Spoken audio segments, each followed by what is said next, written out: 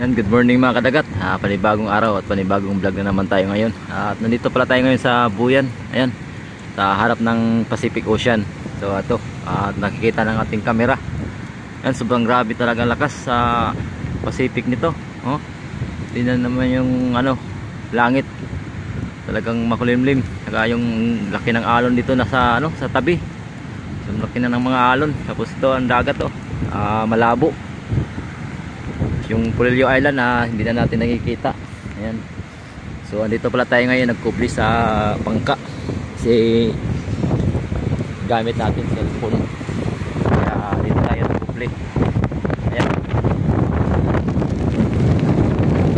Ayan mga kadagat. So update lang natin. Nandito tayo sa Buyan. Bali in-update ko lang yung lagay ng panahon dito sa Dinahican, Infanta, Quezon. Ayan, bali sobrang lakas talaga ang amihan. Ayan. So hindi tayo makalabas, hindi tayo makapag-gala-gala dahil yung cellphone natin baka mabasa. Alam nyo naman mga lods, mga kadagat, na ang gamit natin ay cellphone lang. Buti at saka hindi ito waterproof. Ito ay waterproof.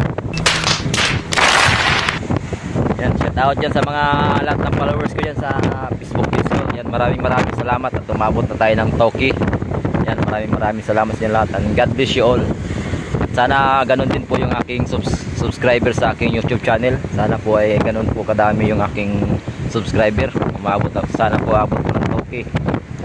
At saka humihingi po ako ng konting pabor sa aking followers na sana ay suportahan din po yung aking YouTube channel.